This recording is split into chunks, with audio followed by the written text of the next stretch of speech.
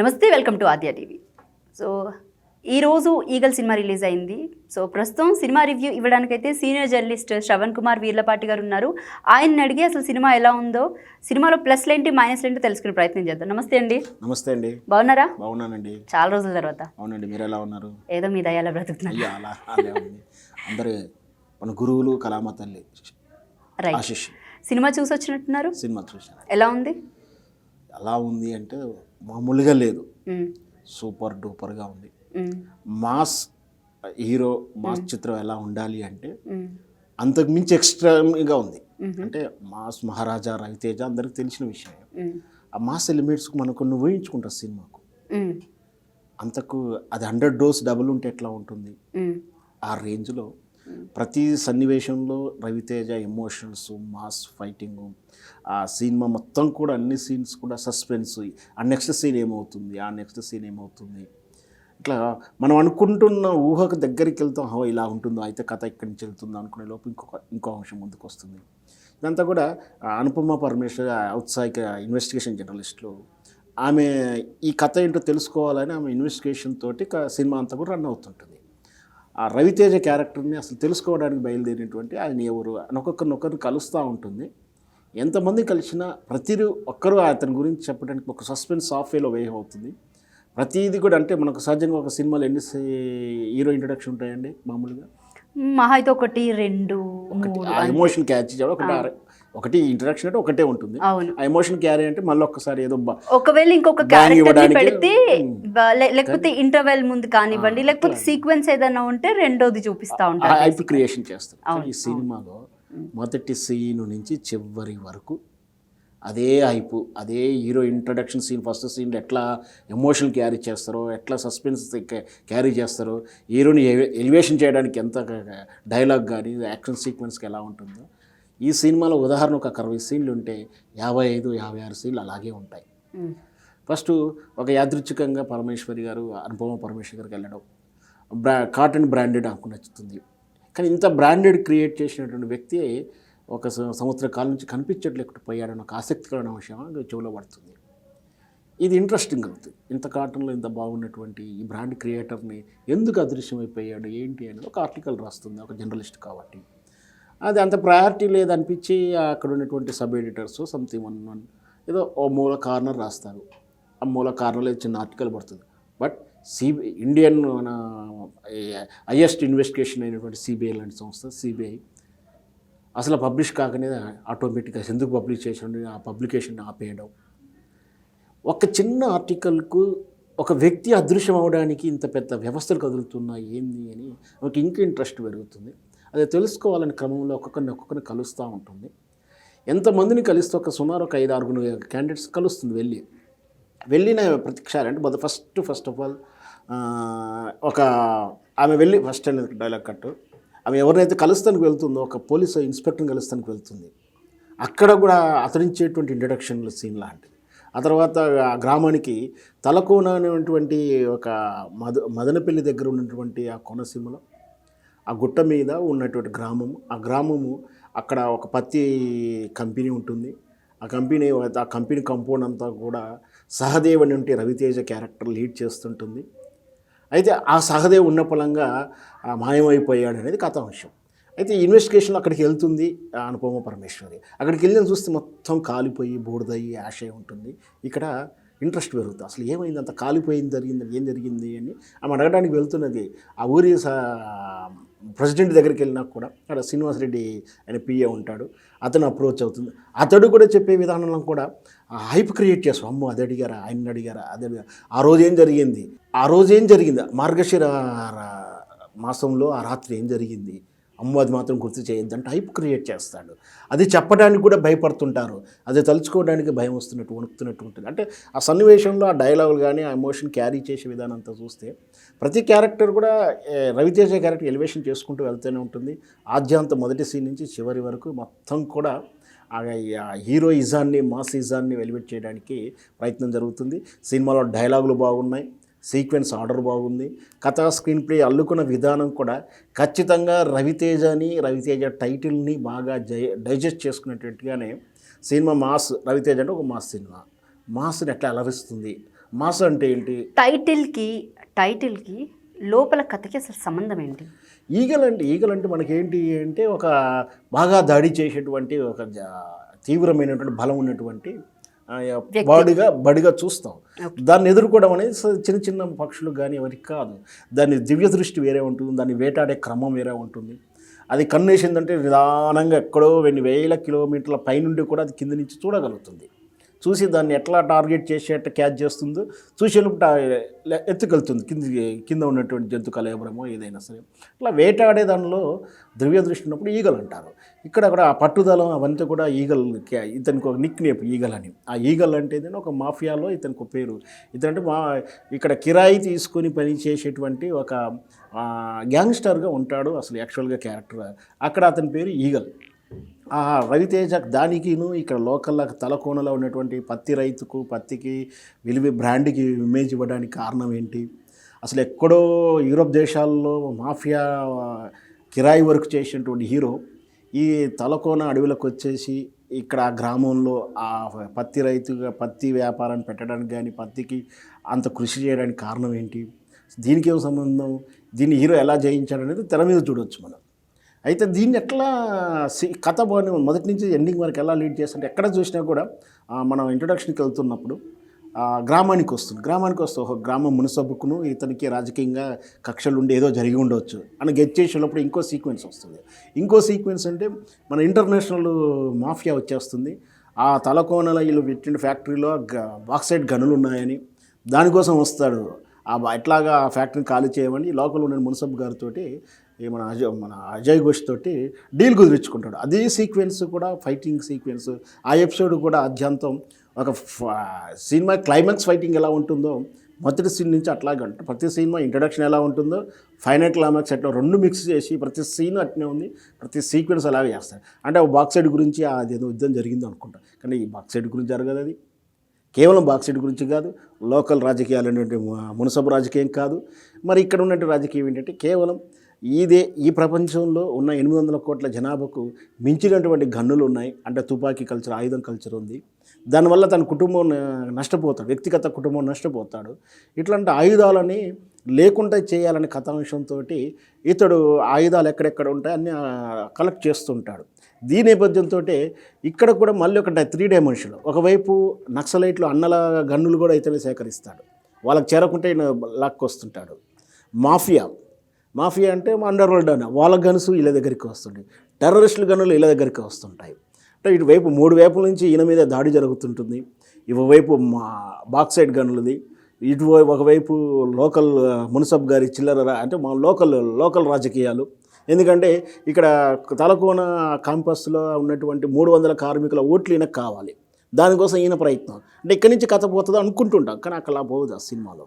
మొత్తం మీద తన వ్యక్తిగత జీవితంలో నష్టపోయినటువంటి ఆ ఆయుధం అనే విషయంతో రవితేజ ఏం చేశాడు, మరి ఆయన వ్యక్తిగత జీవితాన్ని ఎందుకు నష్టపోవాల్సి వచ్చింది, ఆ హీరోయిన్కి ఇంకేం సంబంధం అని కూడా కథాంశం చూడవచ్చు. కథ డెప్త్ వెళ్ళకూడదు కాబట్టి మనం మొత్తం మీద రవితేజకు నిన్నటి టైగర్ నాగేశ్వరరావు కానీ అంతకుముందు ధమాకా కొంచెం నిరుత్సాహపరిచింది. రావణాసురు అయితే బాగా డిజాస్టర్ అని చెప్పవచ్చు. దాన్ని ఆకలి నుంచి బయటపడేసిందని చెప్పొచ్చు చిత్రాన్ని. కేవలం క్రాక్ సినిమాతో పోల్చుకుంటే ఈ సినిమా అంటే అంతకన్నా ఊర మాస్గా ఉంటుంది.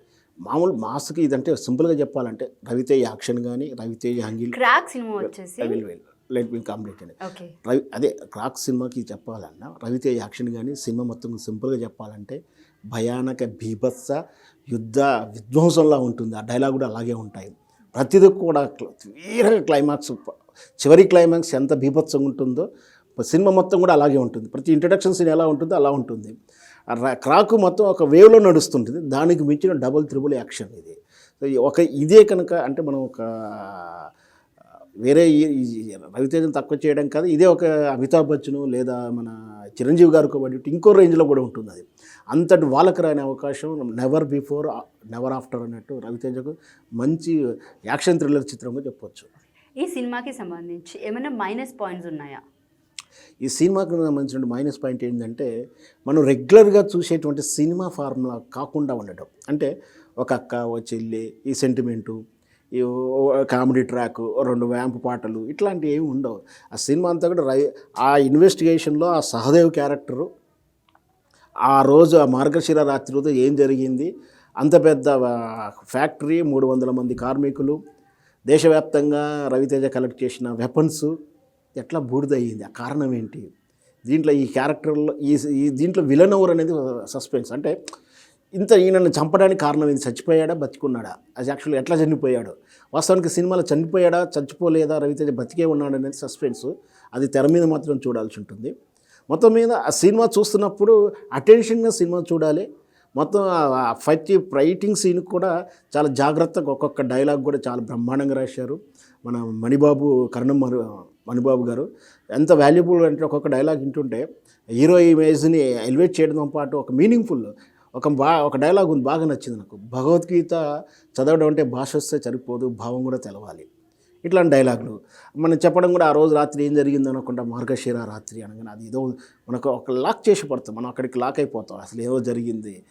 దాంతోపాటు యాక్షన్ సీక్వెన్స్లో కూడా అమ్మవారి నుంచి వెపన్స్, ఆయుధాలు అంతా కూడా పేలుతూ ఉంటాయి అమ్మవారి విగ్రహం రూపంలో.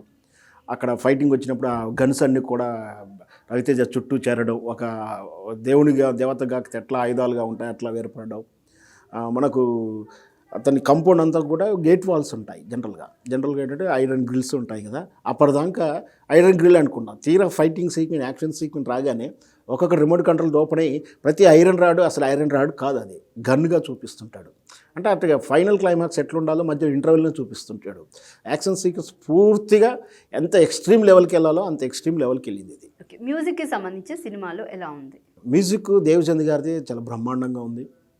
ఆర్ఆర్ అదే నేను సినిమాలో రవితేజ సినిమా చెప్పిన కానీ, అంటే ఒప్పుకున్న కాడి నుంచి ప్రతి సన్నివేశం కానీ, ప్రతి ఇన్సిడెంట్ కానీ చాలా జాగ్రత్తగా ప్లాన్ చేసినట్టుగా అనిపిస్తుంది. ఎందుకంటే స్క్రీన్ ప్లే, సీన్ ఆర్డర్ వేసుకోవడం కానీ, డైలాగులు రాయడం కానీ, సినిమా మేకింగ్లో స్క్రీన్ బ్యూటీ రావడం కోసం కానీ, ఆర్ఆర్ మ్యూజిక్ కానీ, ఎవ్రీథింగ్, ఆ టెక్స్ట్ మనం గ్రాఫిక్స్ అంటాం మనం, ఎవ్రీథింగ్ చాలా జాగ్రత్తగా శ్రద్ధ పెట్టుకొని ఎక్కడ కూడా మిస్టేక్ కాకుండా ఇంట్రెస్ట్గా రవితేజని ఎలివేషన్ చేయడానికి ప్రతి సన్నివేశం, ప్రతి ఫ్యాక్టరీ వాడుకున్నాడు. సన్నివేశాన్ని వాడుకున్నారు, ఫ్యాక్టరీని వాడుకుంటే మ్యూజిక్, డైలాగు, కెమెరాతో పనిదనం, ఆర్ఆర్, ఎవ్రీథింగ్ అయితే సూపర్ ప్లస్ అని చెప్పొచ్చు. రైట్. సో మరొక విషయానికి వస్తే, సినిమాలో అంటే సినిమా విషయం ఒకటి పక్కన పెడదాం. అయితే బేసిక్ ఏంటంటే ఈ మధ్య కాలంలో ఇప్పుడు రవితేజ కానివ్వండి, వీళ్ళంతా కూడా 90s 80s హీరోస్. సో వీళ్ళు ఇప్పటి నుంచి అంటే ఆల్మోస్ట్ ఒక 30 తరాల నుంచి వీళ్ళు ఇండస్ట్రీని ఏలుతున్నారు. అయితే ఈ జనరేషన్కి వచ్చేసరికి ఒక ఏజ్ వచ్చిన తర్వాత హీరోయిన్స్ని పెట్టుకొని అలాగే కంటిన్యూ చేయడం అనేది ఒకటి బాగుంటుందంటారు? అంటే యాజ్ ఏ జర్నలిస్ట్గా కానివ్వండి, లేకపోతే ఫిల్మ్ క్రిటిక్గా కానీ మీరేం చెప్తారు? వాస్తవానికి అంటే సినిమానాగే చూడాలి, కాకపోతే ఒక ఏజ్ వస్తుంది దగ్గర నుంచి వాళ్ళని పెట్టుకొని కంటిన్యూ చేయడం అనేది కరెక్టే అంటారా? అంటే చూసే వాళ్ళకి కూడా కొంచెం ఇబ్బందిగా ఉంటుంది కదా. వాస్తవానికి మన తెలుగులో మాత్రమే ఈక్వేషన్ అయితే ఉంది. వేరే భాషల్లో తమిళ్ కానీ, ముఖ్యంగా మలయాళం, బెంగాలీ చిత్రాల్లో హీరో ఉండడు, కథ హీరోగా ఉంటుంది. అక్కడ హీరో ఓరియంటెడ్ ఏం బిజినెస్ కూడా జరగదు మ్యాక్సిమం. కథ స్క్రీన్ ప్లే ఏంటి చూస్తే మనం టికెట్ పెట్టుకొని లోపల పోయి కూర్చుంటే 2 hours మనం చూడగలుగుతామా లేదా, దాని ప్రక్కట్టే కథ తయారవుతుంది, దాని తగ్గట్టే బిజినెస్ జరుగుతుంది. కానీ కేవలం మ్యాక్సిమం తెలుగులో మాత్రమే ఉంది. హీరో ప్రకారమే ఎవ్రీథింగ్ కాంబినేషన్స్, ప్రొడక్షన్ కానీ, ప్రొడ్యూసర్ కానీ, మ్యూజిక్ డైరెక్టర్ కానీ, కథ స్క్రీన్ ప్లే కానీ తయారవ్వడంతో పాటు ప్రతిది కూడా హీరోని చుట్టే తిరగడం అనేది ఇది కొంచెం భావదారిద్ర్యమైనప్పటికీ తప్పని పరిస్థితులు మనం ఆ లోకంలో ఉండిపోయాం. అయితే ఈ వయసు తగ్గట్టు పాత్రలు చేస్తుంటే బాగుండేది. కొన్ని సందర్భంలో నాన్ ట్రాన్స్ అంటే 60-70 ఏళ్ళు అయినా కూడా కాలేజీ కుర్రాళ్ళ చేద్దానికి ప్రయత్నం చేసిన కథలు చేస్తే కూడా ఫ్లాప్ అవుతాయి. సో ఆ ఏజ్ తగ్గట్టు క్యారెక్టర్ చేసి ఉంటే బాగుంటుంది. ఇంకొకటి ఏంటంటే ఇది ఒక హీరోని చెప్పేది కాదు నా ఉద్దేశం, వాళ్ళ జనరేషన్, వాళ్ళ కొడుకులు, వాళ్ళ మనవళ్ళు వస్తున్న తరుణంలో వాళ్ళతో సమానంగా వీళ్ళు డ్యూయెట్లు చేయడానికి చూడడానికి కొంచెం కనెక్టివిటీ ఉండదు ప్రేక్షకులకు, ఆ హుందాతనం కనపడదు. అది ఆ గ్యాప్ని ఫిల్ చేసుకుంటూ, ఫర్ ఎగ్జాంపుల్ అంటే ఈ మధ్య కాలంలో ఒక 2 years నుంచి చూసుకుని తమిళ్ నుంచి తెలుగులో డబ్ అయిన సినిమాలు చాలా ఉన్నాయి. విక్రమ్ కానివ్వండి, లేకపోతే కాకి కానివ్వండి. వాళ్ళు ఇప్పుడు విక్రమ్ విషయానికి వస్తే కమల్ హాసన్ చాలా ఏజ్డ్ పర్సన్, బట్ ఆయన హుందాగా చేస్తూ ఉంటారు. అండ్ జైలర్ సినిమాకి వద్దాం, జైలర్లో రజనీకాంత్ గారిని చూడండి. లేకపోతే ఇటు ఈ విషయానికి వస్తే ఇది మన కాకి సినిమాలో తను హీరో కార్తీక్, సూర్య తమ్ముడు. సో తను కూడా అంటే డిఫరెంట్ టైప్ ఆఫ్ రోల్స్ ఎంచుకుంటారు. ఈ అంటే ఇండస్ట్రీని విమర్శించాలి అనేది ఒకటి పక్కన పెడితే నా ఉద్దేశం అయితే అది కాదు. బట్ ఏంటంటే ఎంచుకోవడం పెద్దగా అంతగా అనిపించట్లేదు. అండ్ చాలా వరకు తెలుగులో సినిమాలు ఫ్లాప్ అవుతూనే ఉంటుంది.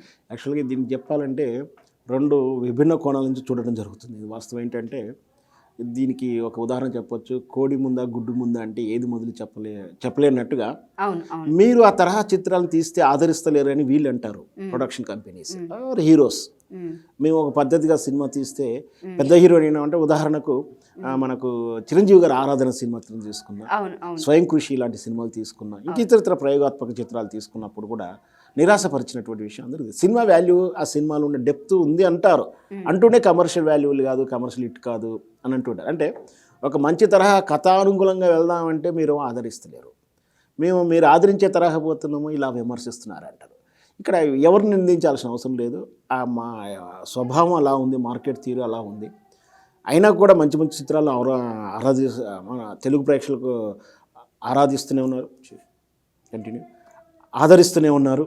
మన శతమానుభవతి తీసుకున్నా, ఆనంద్ లాంటి చిత్రాలు తీసుకున్నా, ఆ నలుగురు చిత్రాలు తీసుకున్నా, అప్పుడప్పుడు ఆ కథలో బలం కానీ వాళ్ళు తమిళ్లో డబ్ చేసి తెలుగులో రిలీజ్ చేస్తున్నారు. మరి తెలుగు వాళ్ళు ఎందుకు ఆదరిస్తున్నారు? అదే మన ఇక్కడ ఏంటంటే మన ఇది ఒక వ్యాపారం, వ్యాపారం, ప్రయోగం చేయరు, మినిమం గ్యారెంటీ లోపలికి వెళ్ళడానికి ప్రయత్నం చేస్తుంటారు. మనకు ఆ సినిమా కొన్నవాడు ఏం చేసుకుంటాడో, హిట్ అవుతాడో లాస్ అవుతాడో నాకు సంబంధం లేదు, కానీ నేను సినిమా తయారు చేసి అమ్ముకోగలుగుతాను, ఈ అమ్ముకోవడానికి మినిమం గ్యారెంటీ కావాలి, నాకు లాభాలు అవసరం లేదు అంటే వ్యాపార ధోరణి ఆలోచిస్తున్నాం. అంటే minimum guarantee, demand and supply. కాబట్టి వ్యాపారం ఉన్నప్పుడు demand and supply, successful business moral ethics వెతకడం అనేది సమంజసం కాదని ఎకనామిక్స్లో చెప్తుంటారు. ఎథిక్స్ అయినప్పటికీ దాన్ని హై లెవెల్ ఎక్స్పెక్ట్ చేయడం అనేది జరగదు, బిజినెస్ చేయలేము అలాంటివి అన్నట్టుగా. వ్యాపార విషయంలో మరి కమర్షియల్ వాల్యూస్ ఉంటాయి కాబట్టి వీళ్ళు ఇట్లా తరాజు చేస్తారు. అదే డబ్బింగ్ అనుకోండి, అంటే ప్రొడక్షన్ రేట్ అంటే డబ్బింగ్ రేట్స్ తక్కువగా ఉంటాయి, కంపెనీ ఎంతో అంత వచ్చిన చాలు కాబట్టి రన్ అవుతుంటాయి, లైక్ మైండెడ్ వాళ్ళు చూస్తుంటారు. అందుకనే ఇప్పుడు మనకు ఓటీటీ వచ్చిన తర్వాత కొన్ని మ్యూజికల్ థీమ్ విషయంలో కానీ, కొన్ని సస్పెన్స్ థ్రిల్లర్స్ విషయంలో కానీ బడ్జెట్ రహితంగా లేకుండా కొంచెం ఇంట్రెస్టింగ్ నడుస్తూ ఉన్నాయి. అలాంటి వాళ్ళు మంచి చిత్రాలు కూడా వస్తున్నాయి, కామెడీ కూడా వస్తున్నాయి. దాంట్లో కూడా ఆర్ట్ ఫిలిమ్స్ కూడా రావాలి, మీరు అన్నట్టు కళాత్మకమైన చిత్రాలు కూడా అందులోంచి కూడా రావాల్సి ఉంటుంది. ఎందుకంటే వన్స్ పెయిడ్ కదా, మనం ఒకసారి ఇంట్లో 300, 500, 1000 రూపాయలు కట్టి చూస్తున్నాం, ప్రత్యేకంగా కట్టి చూడాల్సిన అవసరం లేదు. అన్ని సినిమాలు ఆదరిస్తారు. రేటింగ్ ఉన్న చిత్రాల నుంచి, రేటింగ్ కథాంశాల నుంచి మళ్ళీ సీక్వెన్స్ వస్తూ ఉంటాయి. అట్లాగే ఓటీటీలేదు ఈ మధ్య కొంచెం ఒకవైపు సస్పెన్స్ క్రైమ్ నడుస్తున్న family oriented, message oriented serials నడుస్తూనే ఉన్నాయి. ముఖ్యంగా చెప్పాలంటే నిన్న 90s మిడిల్ క్లాస్ కూడా ఆ తరహా చెందినట్టు ఒక వాల్యుబుల్ మెసేజ్ సిరీస్, ఆ ట్రెండ్ కూడా స్టార్ట్ అవుతుంది.